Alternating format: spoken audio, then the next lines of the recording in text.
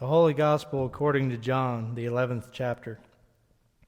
Now there was a certain man who was ill, Lazarus of Bethany, the village of Mary and her sister Martha.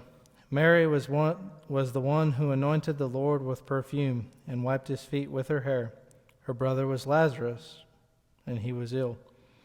So the sister sent a message to Jesus, "Lord, he whom you love is ill."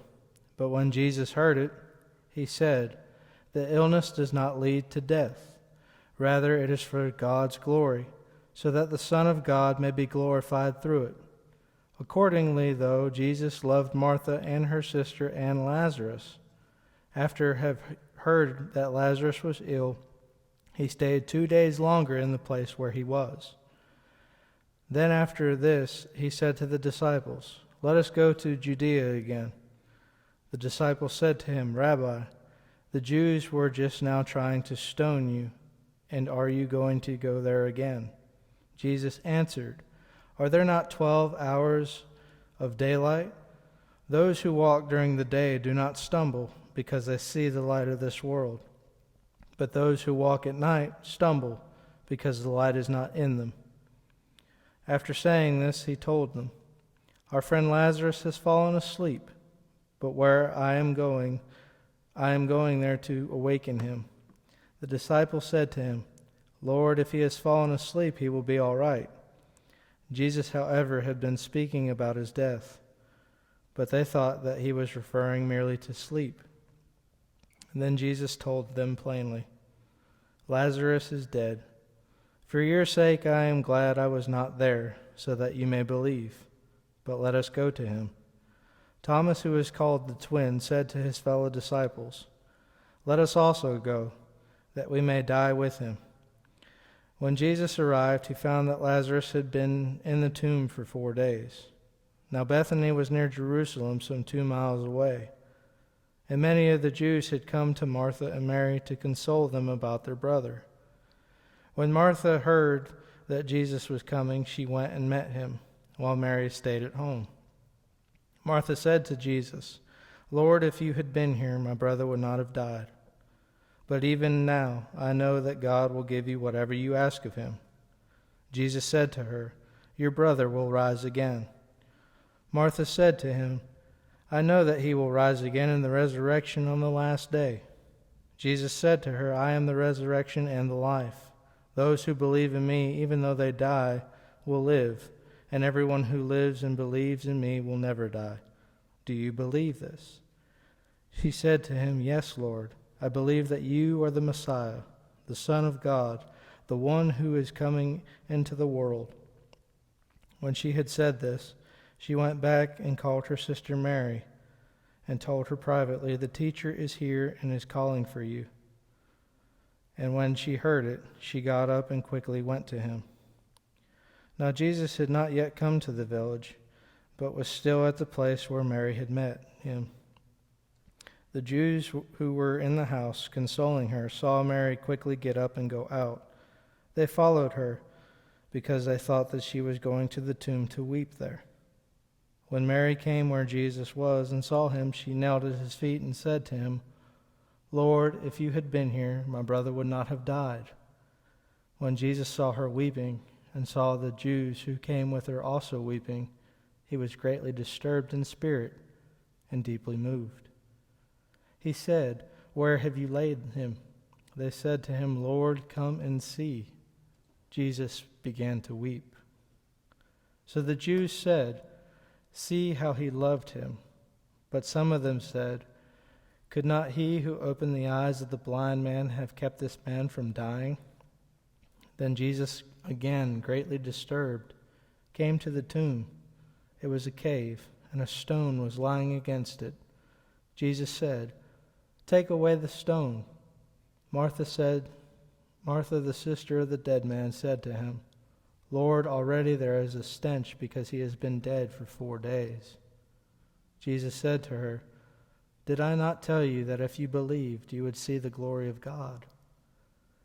So they took away the stone, and Jesus looked upward and said, "Father, I thank you for having heard me.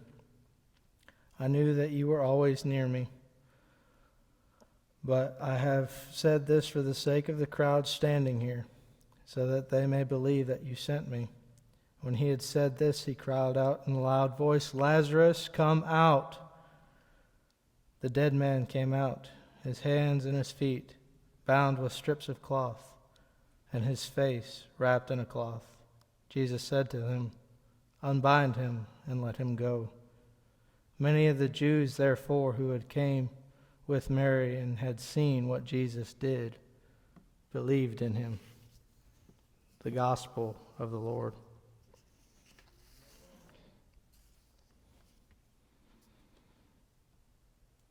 Would you pray with me, please?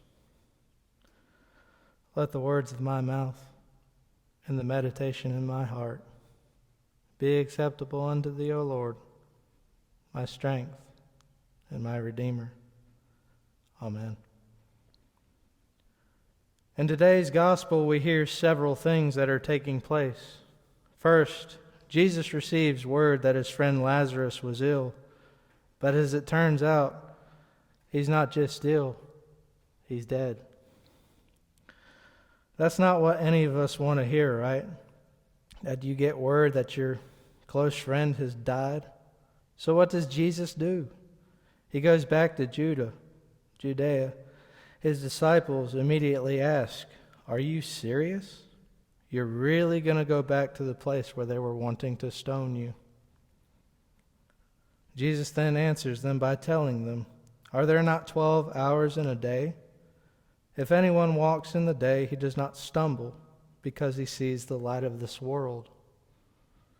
But if anyone walks in the night, he stumbles because the light of the world is not in him." Well, duh. We all know that if you walk in the daylight, you can see clearly. And we also know that if you try to walk in the dark, you're probably going to bump into something. Perhaps a nightstand, or a fun-loving toy, or my personal favorite, a Lego piece. But what Jesus is trying to tell us, it's pretty simple, right? If you slow down and think about it for a minute, believe and you will see. And if you're not a believer, it doesn't mean that you're doomed. No, it just means that you might stumble and fall trying to find the light. It seems clear that the disciples are not really aware of what has happened with Lazarus yet, because they think that he is just taking a nap and resting. But Jesus comes out and tells them plainly, "Look, Lazarus is dead." After this, he goes on to tell the disciples that he is glad for their sake, so that they too may believe. Seeing is believing after all, right? If we as people of God can't touch it, feel it, or see it, it's sometimes hard to believe, right?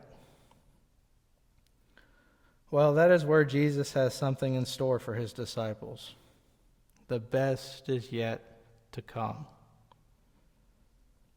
As our gospel continues, by the time that Jesus gets to Bethany, which is near Jerusalem, Lazarus has been in the tomb for 4 days.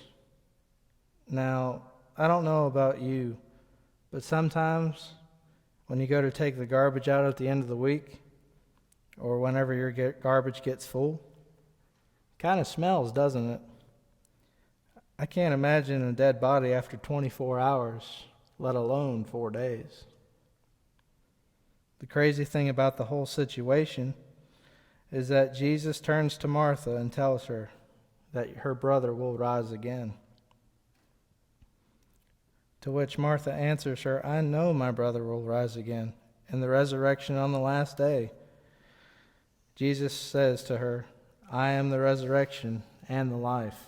Whoever believes in me, though he dies, shall live. And everyone who lives and believes shall never die." Do you believe? Well, do you? Do you believe in life everlasting? Life after death with Jesus in heaven? I know that I can say, yes, I do believe. because I am acclaimed child of God. And there is nothing that is great enough to conquer that kind of promise, that kind of love that Jesus has for us all.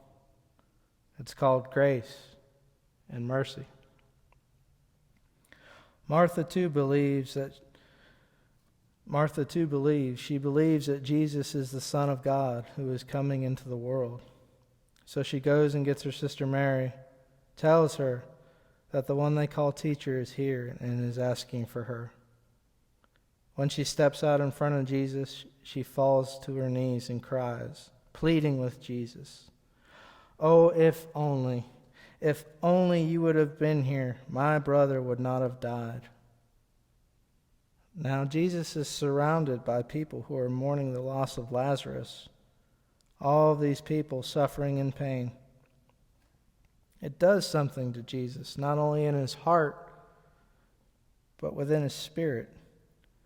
Deep down, he becomes deeply disturbed and simply asks, "Where have you laid him?"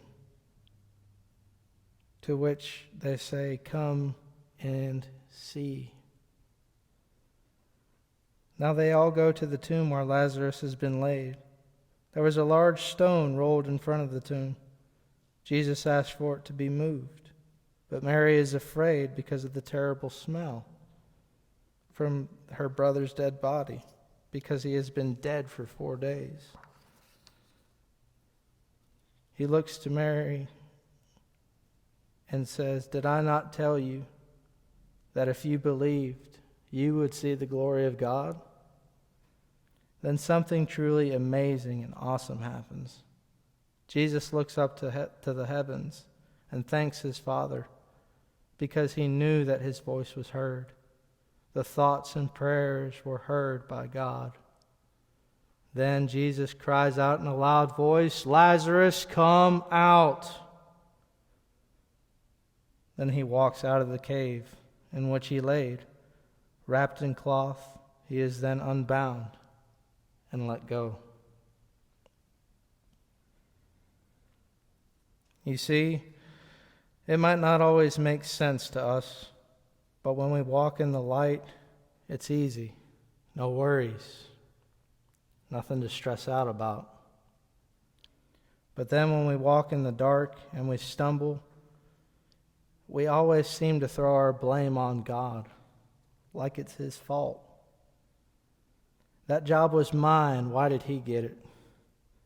It should have been me that got that raise because I worked twice as hard as everyone else. Why did she deserve it? Why did my best friend's dad have to pass away? Or my wife's great-grandmother, all within the same week? We get angry. We curse God. Why me, Lord? Why? But it's not about us. It's not about us at all. It's about the one who died on the cross for you and me, who paid the ultimate price with his life. So when life makes us stumble in the dark, just remember one thing. Jesus is right there beside of us, helping us and walking us to the light.